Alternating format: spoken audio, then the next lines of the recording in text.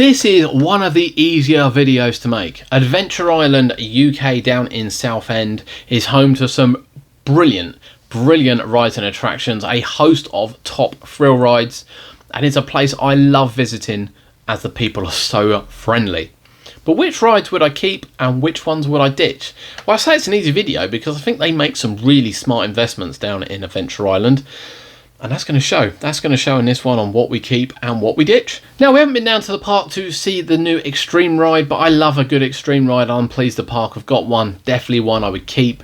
I don't know whether it's replaced Vortex or not, but if it hasn't, Vortex is one for me that hasn't been running well in years and just needs to go. It was definitely something I would have got rid of quite a long time ago. Vortex for me down in the bin.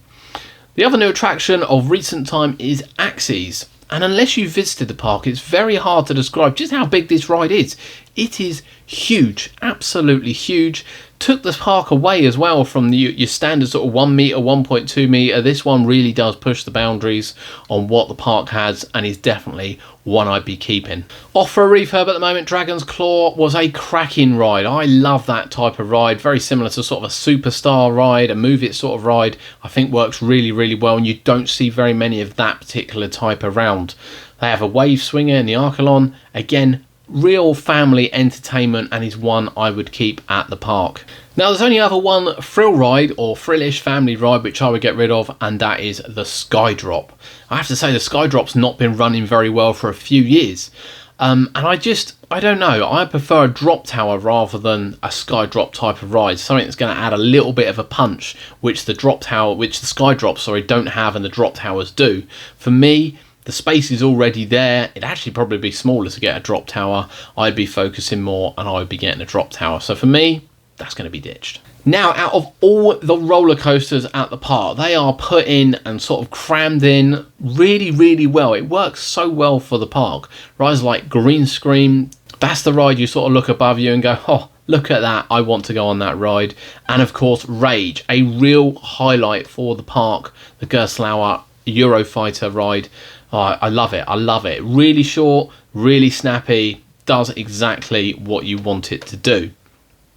The only one I'd actually get rid of would be the Mighty Mini Mega. It's an old ride which has been moved now on top of a building. It used to be on the ground. For me, I don't know. I think the rides the park have got are far better quality than what this now brings. And again, it's quite a good space up there to add something else. For me, I'm ditching it. Kiddie Coaster, that can stay. Barnstormer, that can stay. They serve a purpose. The park is home to a lot of children, family, but more children attractions, all of which I would keep. I just think I have a real good variety and is one we would keep at the park. Indoors, you've got Smiles Per Galleon. You've also got the Drop Tower. Then, of course, outside you have Fireball, a ride manufactured by the park. I absolutely love it. Absolutely love it. Skateboarder is another one, well-themed rocking tug ride. As we said, if it's well themed, it can stay, and that is definitely a well themed one. Viking boats, carousel, the American Whip. How classic is the American Whip? I can't imagine the park getting rid of that. I don't even know if we have another one in the UK. Can't imagine that not being there. I love that attraction. For me, I'm keeping it in the park. Tidal Wave and Cow Jump, again, work really well for the space they take up in the park. Definitely ones we would keep. And then, of course, you have a couple of slightly more thrilling rides. You have Ramba Zamba, the Zamperla disco ride. Love that. Love a good disco ride. Fits really nicely in the centre of the park. And then, of course, you have Pharaoh's Fury, which, again, is still the best themed twister we have in the UK. There are some really nice lighting packaging ones, which I love at the fairs. But when you come here, you look at this and think, oh, my God, look at that. I think it fits the park really well. It's definitely a capacity eater. It's really popular. It is one I would keep at the park. Now, as we said before, the big wheels, I'm afraid, don't have a place at the parks. And this one's no different. The loading and the unloading and the operation of it is really slow, particularly on a busy day. Quiet day, not so bad, but a busy day, you can get stuck on there for sort of 15-20 minutes out of your day, and it's just not worth it. It doesn't provide the views. If I owned the park, that would be gone. The park are also home to quite a few indoor attractions as well, unbelievably for the space. Adventureville, I adore Adventureville. I think it's great fun. A real eye-catching ride with a catchy tune that's going to really annoy you for the rest of the day. On that side, Over the Hill would go. I don't get Over the Hill 2.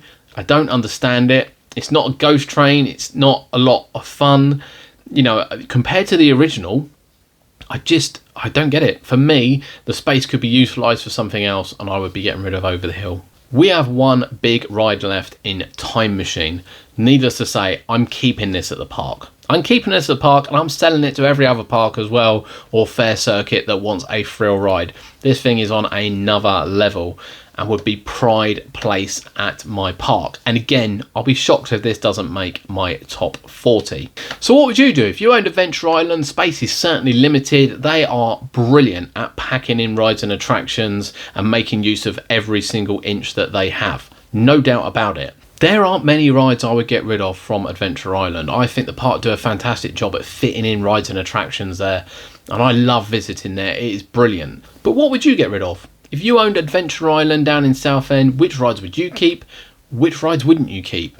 And most of all, would any of these make your top 40? Let us know in the comments below. Look out for our next video. We will be heading over to Pleasurewood Hills, where we once again, if we owned the park, would we keep? What rides would we ditch? Thanks for joining us. We'll see you soon.